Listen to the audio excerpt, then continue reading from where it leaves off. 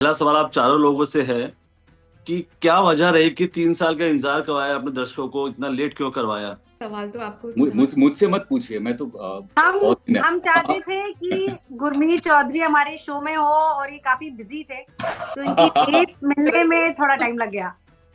खामोश।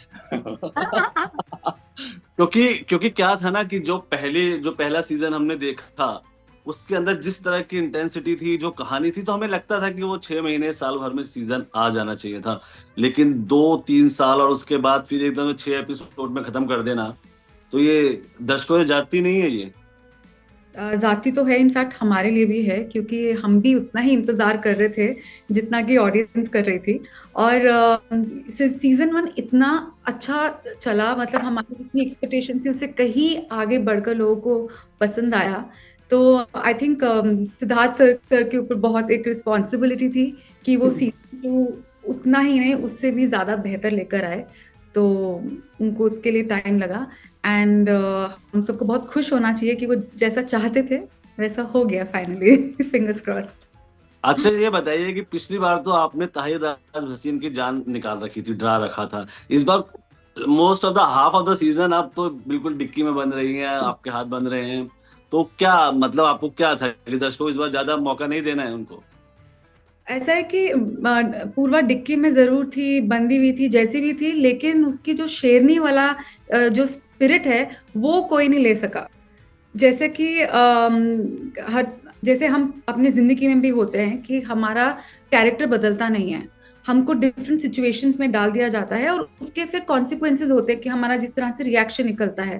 तो आप सोचिए ना कि किसी को आप उस सिचुएशन में डाल दीजिए कि आप किडनैप हो गए हैं, तो आप क्या करेंगे? तो पूर्वा तो उसमें भी लड़ने के लिए तैयार थी, और जब वापस आई तो आप तो जानते हैं, मतलब मैं स्पॉयलर्स नहीं देना चाहती हूँ। जी जी तो जी। ये जरूर है कि पूर्वा में एक इंसानियत, एक डेप्थ दिखाई दी है जो लोगों को बहुत इंटरेस्टिंग लग रही है, कि वो बोल रहे हैं कि अच्छा, पूर्वा हमारी जैसी भी हो सकती है। नहीं, पूर्वा तो मेरा फेवरेट कैरेक्टर रहा है उसके अंदर।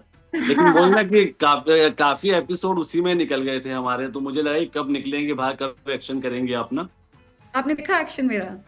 हाँ हाँ, वो सब देखा मैंने, पूरा सीजन देखा आपका मैंने, 6 एपिसोड। ये हमारे यहाँ पे गुरमीत जी हैं, एक्शन स्टार अरुण दे हैं, उन्होंने इतना अच्छा एक्शन किया है, तो उनको देख के थोड़ा हम भी मोटिवेट हो गए। गुरमीत, ये बताइए कि क्या सोचकर इस रोल को किया, कि एक्शन करने को मिलेगा या फिर चल और आपको श्वेता के साथ काम करने का मौका मिलेगा? दोनों चीज सोच के, तीनों जी। चीज एक्चुअली 4 चीज। ओके। सिद्धार्थ सर, हमारे डायरेक्टर, जी। और हमारी जो कास्ट है, और नेटफ्लिक्स और एक्शन। ओके।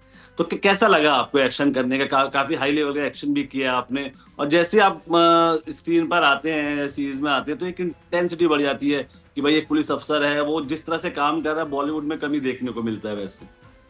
जी बिल्कुल, ये ड्रीम रोल होता है करना, क्योंकि ऐसे बहुत ही कम मतलब सीरीज में तो बहुत कम दफा होता है कि ऐसे किरदार बनाए जाते हैं। बट सबसे अच्छी बात थी कि इस किरदार में एक प्यार वाला था, वो पूर्वा से प्यार करता है, एक तरफा प्यार है। यहाँ तो सभी एक तरफा प्यार ही करते हैं, लेकिन ये बेचारा इतना प्यार करता है कि लंदन से यहाँ तक पूर्वा के साथ आगे, भले वो डिक्की में बंद थी, लेकिन जी। उनका वॉइस ओवर चल रहा था कि आओ बचाओ। जी जी। जी, तो ये सारी चीजें थी, बहुत मैटर करती थी। और प्लस मुझे ऐसा लगा, और हम सबको पता है कि सीजन 1 काफी बड़ा हिट रहा है, और मैं सीजन 1 का फैन था, नेटफ्लिक्स का फैन रहा हूँ, उनके कंटेंट का फैन रहा हूँ। और मैं यही सोचता था कि इस प्लेटफॉर्म पे इस सीजन में अगर आज कोई भी एक्टर आए तो वो बहुत खुश होगा। तो मुझे जैसे ही मौका मिला, और प्लस एक्शन, सारी चीजें थी यार, आप एक्साइटेड हो ही जाते हो। श्वेता, आप बताइए कि कब तक जीवन में संघर्ष चलता रहेगा ये आपके ना? कोई भी सीरीज देख लें, कोई भी पिक्चर देख लें, आपका संघर्ष खत्म होने का नाम नहीं आ रहा है। नरेंद्र जी, आप पहले इंसान नहीं हैं जिन्होंने ये सवाल पूछा है। इनसे बहुत अच्छा आंसर देंगे। क्योंकि हम थक चुके हैं कि कब ये बाहर निकलेगी, शादी होती है, कत्ल हो जाता है, कोई उठा के ले जाता है, कोई पीटने आ जाता है, मतलब बहुत बुरी हालत है श्वेता की तो। करेक्ट, बिल्कुल। मेरे हस्बैंड भी मुझसे यही पूछते हैं कि यार तुम्हारा शो या तुम्हारी कोई स्टोरी फिल्म देखना बहुत कठिन जॉब होता है, क्योंकि इमोशनली इतना ड्रेनिंग होता है। पर मुझे वही लगता है कि मैं चाहती हूँ कि मेरी असली जिंदगी जितना डिज्नी एज पॉसिबल हो जाए, और जो सारे दुख, दर्द, परेशानी जो है वो सारी हम स्क्रीन के लिए रखें, क्योंकि मुझे एक्चुअली ड्रामा बहुत पसंद है। तो जी जब वो किरदार करने को मिलता है ना कि क्योंकि शिखा या गोलू ये मुझसे काफी दूर दूर हैं, मैं ऐसी नहीं हूँ रियल लाइफ में, जी तो फिर मजा तभी आता है जब कुछ और चखने को मिलता है, कुछ और किसी और किरदार की सांसें जब हम लेते हैं जो हमारी जिंदगी नहीं होती है, क्योंकि आई फील फिर आपको महसूस करने को ज्यादा मिलता है, वरना हम सब अपनी बबल बना लेते हैं जिसमें हम सेफ या अनसेफ रहते हैं। लेकिन I think that is one of the blessings to be an actor कि हमें अलग अलग घाटों का पानी जो पीने को मिलता है, एंड डेफिनेटली फिर वो किरदार और उनकी जर्नीज वो हमारे साथ, वो हमारे अंदर रह जाती हैं। अभी मैं सीरीज देख रहा था तो मैं घर में बात कर रहा था कि अगर मैं इसको श्वेता को अगर हम कहें कि ट्रेजेडी क्वीन या ओटीटी की मीना कुमारी तो गलत नहीं होगा, क्योंकि क्या बात है! क्योंकि हर किरदार में उनका वही है, परेशानी है, बहुत ही सेंसिटिव कैरेक्टर रहते हैं, तो क्या और सुंदरता है और ये सब कुछ है, सब कुछ है, और कंप्लीट प्यार पैकेज है है। जो रुलाने के लिए और हंसाने दोनों के लिए होना चाहिए, लेकिन हंसाते नहीं हो आप, यही है बस एक दिक्कत है थोड़ी सी। नहीं, मैं बिल्कुल मैं एक मैनिफेस्ट कर रही हूँ कि एक कॉमेडी, क्योंकि मेरा भी वो कहते हैं ना बहुत भूख लगी है, तो मुझे बहुत ज्यादा एक्टिंग की भूख लगी है और मैं डेफिनेटली कॉमेडी भी करना चाहती हूँ, क्योंकि मैं नहीं चाहती कि वही जैसे आपने कहा कि हमेशा नहीं रुलाना चाहती हूँ, तो मैं थोड़ा चाहती हूँ कि लोग मुस्कुराएं और हंसें भी। कि मैं ये जानना चाहता हूँ कि क्या होता है कि जब वेब सीरीज शूट होती है तो कई मजेदार वाकया भी होते हैं, कई तरह किस्से होते हैं, आजकल वो सुनने को नहीं मिलते हैं, एक्टर्स बताते भी नहीं है। एक पुराना जमाना था, एक्टर्स शेयर करते थे कि यार हमारे साथ सेट पे कुछ ऐसा हुआ, ये हुआ। आजकल कुछ पूछो तो कोई बताता नहीं है, तो आप क्या शेयर करेंगे कोई ऐसा वाकया जो आपके ऑडियंस जानना चाहेंगे? जो सब बहुत सीरियस है अपने काम के लिए, आई थिंक। काम देखिए क्या होता है कि अरे वाकया कोई क्या ऐसा होता नहीं होता है कि बहुत ही मजाकिया हो, कोई ऐसा जिसमें कोई लर्निंग हो, कुछ ऐसा हो कि ऑडियंस का शेयर करना चाहे, क्योंकि आप जब छह एपिसोड शूट कर रहे हैं तो काफी समय गुजारते होंगे डायरेक्टर के साथ, सेट पर, एक्टर्स के साथ, कुछ ना कुछ तो होता होगा जो शेयर करने के लिए हो, जो आपकी मेमोरी बनता हो। तो मेरी यही मेमोरी रहती है हमेशा, सीजन 1 में भी यही थी, सीजन 2 में भी यही थी कि आप जब आओ, आप इतने अपने जोन में और इतनी तैयारी के साथ रहो और फोकस्ड रहो कि जैसे ही मतलब आपको सोचना ना पड़े कि आपको ये करना है नहीं करना है, आप उसी माइंडसेट में रहते हैं। और ये सिद्धार्थ सर से मैंने इनफैक्ट सीखा है ये चीज़ कि आसपास क्या हो रहा है, क्या नहीं हो रहा है, कोई आसपास बात कर रहा है, आपको डिस्ट्रैक्ट नहीं होना है, आपको फोकस्ड रहना है। क्योंकि मुझे लगता है कि एक्टर्स की बहुत बड़ी रिस्पॉन्सिबिलिटी है कि हम लोग बहुत बाद में आते हैं काम करने के लिए, उससे पहले प्री प्रोडक्शन चलती है, उससे पहले राइटिंग चलती है, उससे पहले कॉन्सेप्चुअलाइज होता है। तो उन्होंने सालों की मेहनत करी है, 3 साल की मेहनत, और हमने यहाँ पे अपना 5-6 महीने शूट किया है। लेकिन जो भी कहानी है, सब कुछ है, हमको उसको इनैक्ट करना है एक तरीके से। तो जब वो दिमाग में होता है, वो फीलिंग होती है, तो आई थिंक माहौल थोड़ा वैसे ही रहता है कि चलो सीरियस रहते हैं। श्वेता का जो रिएक्शन आया है ना, वो वैसे ही आया है, ट्रेजेडी क्वीन वाला आया है जो मेरे सवाल पर उन्होंने दिया है, वो बिल्कुल ही एकदम भाव शून्य होकर वो देखती रही है मुझे। तो गुरमीत आप बताएं, आपके एक्शन की काफी चर्चा हो रही थी, अभी आपका जो किरदार है वो भी पसंद किया जा रहा है, तो क्या मुश्किल थी इस किरदार के सामने? एक्शन करते समय क्या मुश्किल आई आपको? फ्रैंकली एक्शन तो इजी रहा मेरे लिए, क्योंकि एक्शन करता रहा हूँ, ट्रेन रहा हूँ और ये करना बहुत पसंद भी है। लेकिन सबसे बड़ी बात ये थी कि इस दुनिया में घुसना, क्योंकि क्या होता है कि एक सीरीज बड़ा हिट है और ये सारे किरदार लोगों को पता है, इस वर्ल्ड में ये क्रिएट हो चुके हैं। मैं अभी हाल ही में बोल रहा था कि जब हम ट्रेन में भी चढ़ते हैं, अगले स्टेशन में अगर कोई नया व्यक्ति आ जाता है आपके कंपार्टमेंट में, तो आपको लगता है क्यों आ गया, एक अजीब सा लगता है, फिर धीरे धीरे उसको आपको टाइम लगता है उसको एडजस्ट होने में। तो वही तरीका था मेरे लिए सीजन 2 में आना, क्योंकि मुझे पता था कि बहुत प्रेशर रहेगा और सब स्टैब्लिश हैं, ये किरदार है, एक वर्ल्ड बन चुका है, सीजन 1 के जो फैंस वो देख चुके हैं, मैं एक अलग दुनिया से आता हूँ। तो वो एक डर मेरे लिए बहुत जेन्युइनली बहुत डर था कि ये मैं कैसे कर पाऊंगा। तो इनिशियली तो मेरे दिमाग में ये भी था कि मैं करूँ या ना करूँ, क्योंकि मुझे करने का बहुत मन था, लेकिन ये डर था कि लोगों के लिए बहुत दिक्कत हो जाती है कि नए किरदार को प्यार करने में। बट सिद्धार्थ सर जो जिस तरीके से उन्होंने स्क्रीन प्ले लिखा था, जिस तरीके से उन्होंने इस किरदार को इंट्रोड्यूस किया है धीरे धीरे, जो आप एपिसोड में देखोगे, और अब जिस तरीके से रिलीज हो चुका है, आप नेटफ्लिक्स पे देख ही सकते हो, तो वो जो फीडबैक आ रहे हैं वो बहुत पॉजिटिव आ रहा है। तो मुझे उस बात के लिए बहुत खुशी है कि एक सीजन 2 में इतने सीजन 1 इतना बड़ा हो चुका, उसमें एक नए किरदार को लोग पसंद कर रहे हैं। तो मेरे लिए ये डिफिकल्ट था कि ये सारे इन सबके साथ में शूट करना, इनके साथ वो मैच करना, वो बहुत टफ था। एक्शन तो डेफिनेटली करता आया हूँ, थोड़ा मुझे पता है कि रिस्की होता है ये सारी चीज, लेकिन खतरों के खिलाड़ी और ये सारी चीजें बहुत बार किया हुआ है। बट हाँ, इतना लार्जर देन लाइफ एक्टिंग में कभी नहीं किया था, तो एक्साइटमेंट था, लेकिन वो मेरे लिए इजी था फ्रैंकली। आपकी एक्शन की तुलना मिशन इम्पॉसिबल के स्टंट से की गई है, तो इस बारे में क्या कहेंगे?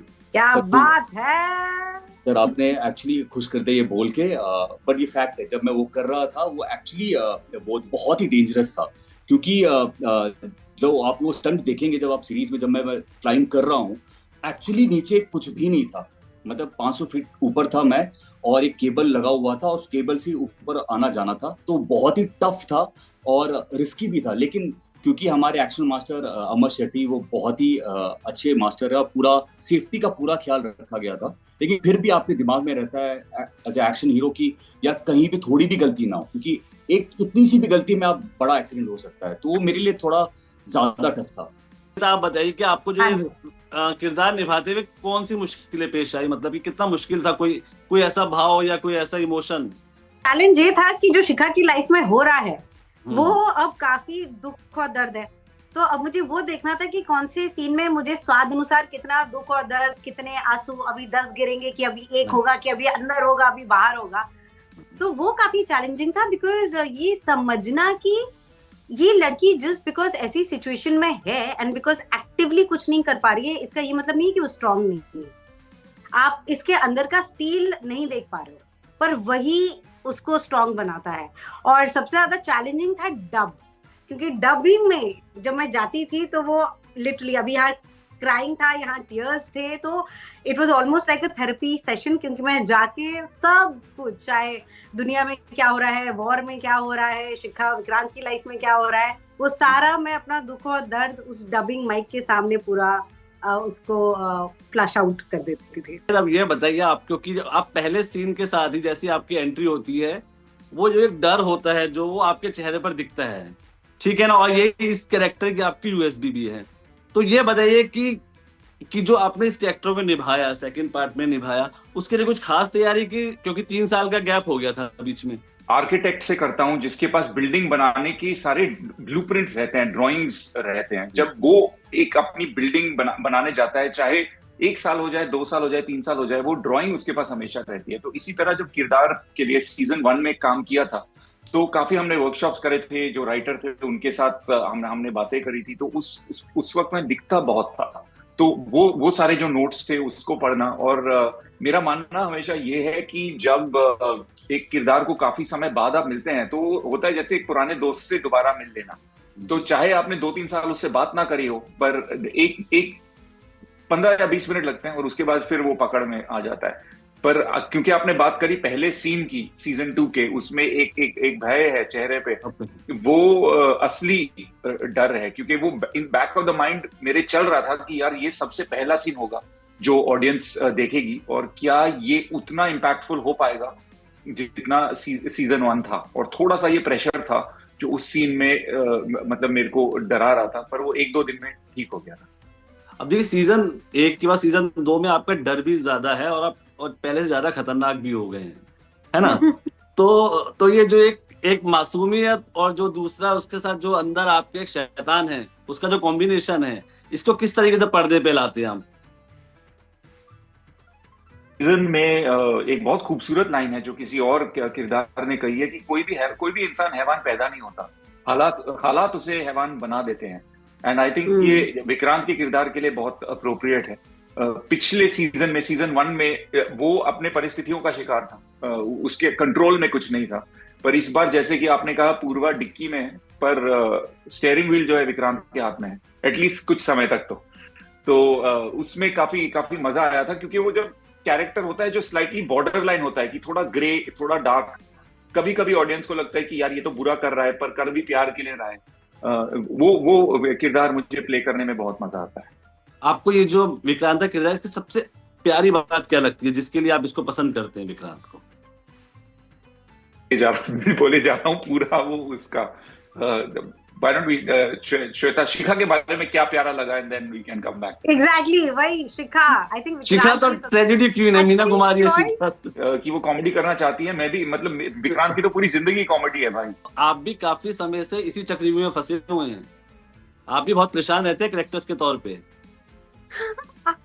पहले कह रही थी, आई थिंक कैरेक्टर्स मजेदार तब होते हैं जब उनकी लाइफ में जो कॉन्फ्लिक्ट होती है, जो परेशानियां होती हैं, वो बहुत बड़ी हों, एंड इसीलिए ऑडियंस जो है वो थिएटर जाती है या ओटीटी पे जाती है कि वो ड्रामा देखना चाहती है। चाहे वो 83 जैसी भी सिंपल, मतलब उसमें कोई high drama, high stakes thriller नहीं था, पर स्पोर्ट्स ड्रामा, जो ड्रामा था कि जीतेंगे कि नहीं जीतेंगे, या वो छिछोरे हो कि जीतेंगे कि नहीं जीतेंगे। एंड आई थिंक विक्रांत इतना खूबसूरत कैरेक्टर है क्योंकि एक बहुत गंभीर परिस्थिति में फंस गया है, और उसमें से निकलने में जो है वो ड्रामा। तो कितना स्टार्ट ही बहुत वो होता है ना कि वो बच्चा मासूम इस तरह का जो कैरेक्टर वो बांधता है अपने साथ ना, तो वो उस कैरेक्टर की खासियत भी रहती है पूरे उसमें ना। ऐसे कैरेक्टर्स के साथ रिलेट कर पाती है जहां वो देखते अच्छी, इसकी शुरुआत यहाँ हुई थी, पर मतलब अभी कहानी की वजह से इसकी जिंदगी ने ये मोड़ ले लिया है। आप सब लोगों से पूछो कि अगर आप लोगों को अपने कैरेक्टर इंटरचेंज करने हो तो करेंगे आप लोग एक दूसरे से? मतलब मैं तो हाँ डेफिनेटली। किसका कैरेक्टर करेंगे आप? विक्रांत। वो क्यों? अरे मतलब आप wow, for as an actor मैं हमेशा वो चेज करती हूँ कि क्या क्या रस आप महसूस कर सकते हो। और देखो आपने अभी भी आपने ट्रेजेडी वाला रस ही चुना आपने अभी भी। नहीं, बस सिर्फ ट्रेजेडी नहीं, ट्रेजेडी तो वन ऑफ द थिंग्स है। I think there is survival, there is Vikrant अपने में ही। जैसे इनफैक्ट जब ताहिर हमारी बात हुई थी तो ताहिर ने कहा है कि ताहिर को लगता है कि Vikrant is a stray dog. तो you know, and I don't think I have played a character. जैसे मेरे लिए अगर मैं बोलूं तो शिखा मेरे लिए हिरन है। हमारे जैसे बहुत थे, शिखा जैसी बहुत सारी लड़कियां हैं, पर वो हिरन की लाइफ में जब एक ऐसी शेरनी जब आ जाती है तब वो हिरन का क्या होता है, तो वो फिर एकदम बदल जाता है। तो वो विक्रांत का व्हाट आई एंजॉय इज एक तो the voice overs, the writing, तो और कितना स्कोप है खेलने को। इवन द 10, 9, 8 जो ताहिर ने किया है फैबुलसली वेल। ताहिर को कितने मार्क्स देंगे आप? 10 on 10, 10 on 10 as Shweta to Tahir and definitely as Shikha to Vikrant. Okay, अब ये बताइए कि आजकल जैसे हम सीरीज जो ओटीटी पे कंटेंट आ रहा है उसमें फैमिली, क्राइम, इस तरह की चीजें बहुत ढेर सारी आ रही है। आपको लगता है कि हमें एक ही तरह का मसाला देखने को मिल रहा है, कुछ नया भी आना चाहिए? ऑडियंस को जो चीजें पसंद है वही दिखाया जा रहा है, क्योंकि अगर आप देखेंगे हम सभी कंटेंट ओटीटी पे देखते रहे हैं, और मैं टेलीविजन भी किया हूँ। हम जब टेलीविजन भी मैं करता था तब भी यही बात होती थी कि हम और ऐसा कंटेंट क्यों नहीं बनाते हैं इंटरनेशनल लेवल पे। लेकिन ऑडियंस को जो चीज़ पसंद आती है और जो रिसर्च बोलता है वही हम दिखाते रहे हैं। तो आई थिंक ओटीटी पे थ्रिलर, ये काफ़ी चीज़ें, ये सारी चीज़ें चलती बहुत है, क्योंकि आप बिंज वॉच कर सकते हो, आप बैठ सकते हो और एक साथ आप देख सकते हो। जी, ऐसा भी है कि आप अलग अलग कंटेंट भी आते हैं, बट थ्रिलर का जो टाइम अभी चल रहा है वो बहुत लोग ज्यादा पसंद करते हैं। ये होता है कि आप येलो कार्ड थ्योरी में होता है कि अगर आपने येलो कार्ड देखना चाहा ना, आप कहीं जाएंगे तो आपको वही दिखेगा। माने कि आप जो चीज़ देखना चाह रहे हैं, जो चीज़ आपके दिमाग में चल रही है ना, आपको आपके सामने दिखती है। सो हमारे पास आई थिंक नेटफ्लिक्स का एक बहुत बड़ा, सारे ही प्लेटफॉर्म्स का ये है कि बहुत मेन्यू बहुत अच्छा है। It's what you choose to watch. अब वो ऑडियंस है हमारी ऐसी कि ऑडियंस को ही थ्रिलर अच्छा लग रहा है, उनको ही ड्रामा अच्छा लग रहा है। So we are catering to them and very happily in fact. तो लास्ट सवाल ये है कि आजकल माइथोलॉजी के कैरेक्टर्स, लोक कथाओं पे बहुत फिल्में, सीरीज बन रही हैं। अगर आप लोगों को कोई माइथोलॉजी कैरेक्टर निभाना तो आप चार कौन कौन से कैरेक्टर निभाना चाहेंगे? मतलब आप चारों कौन कौन से कैरेक्टर निभाना चाहेंगे? राम। वो तो कर चुके ना, कब तक राम बने रहेंगे बताइए? नहीं, मैं बहुत खुश हूँ। तो अब किस तरह के राम बनेंगे आप? मैं कलयुग का राम तो नहीं बनना चाहूंगा, जो हमारे जो राम प्रभु थे वैसे वहां से कुछ सीखना चाहूंगा और सीखते रहना चाहूंगा। जी, श्वेता आप? दुर्गा माँ। और आंचल आप? मुझे हनुमान जी का कैरेक्टर बहुत फैसिनेट करता है, क्योंकि जिस तरीके से उन्होंने सिर्फ और सिर्फ दूसरों की सेवा में, राम जी, सीता जी की सेवा में पूरा अपना जिंदगी व्यतीत किया है, बिल्कुल भी अपने बारे में ना सोच के। ये मुझे नहीं लगता कि हमें आजकल की दुनिया में कभी देखने को मिल सकता है, ये सिर्फ भगवानों की दुनिया में ही होता है। तो मुझे ये बहुत फैसिनेट करता है, तो मैं इसके बारे में और रिसर्च करना चाहूंगी और इस तरह का role I would love to. और ताहिर, आप कौन सा माइथोलॉजिकल रोल करेंगे अगर आपको मिलता है तो? कृष्णा जी का, क्योंकि मेरी मॉम उन्हें मानती हैं काफी, मेरी माँ मानती हैं, जी, और जी। उनके बारे में जितना पढ़ो तो जानेंगे कि बहुत इंटरेस्टिंग है, बहुत लेयर्ड है, उनकी फिलॉसफी भी, उनका जीवन भी। हमसे एनडीटीवी से बात करने के लिए आपका बहुत ढेर सारा शुक्रिया और आपको ढेर सारी शुभकामनाएं आपकी वेब सीरीज के लिए। Thank you thank you Narendra ji. Thank you.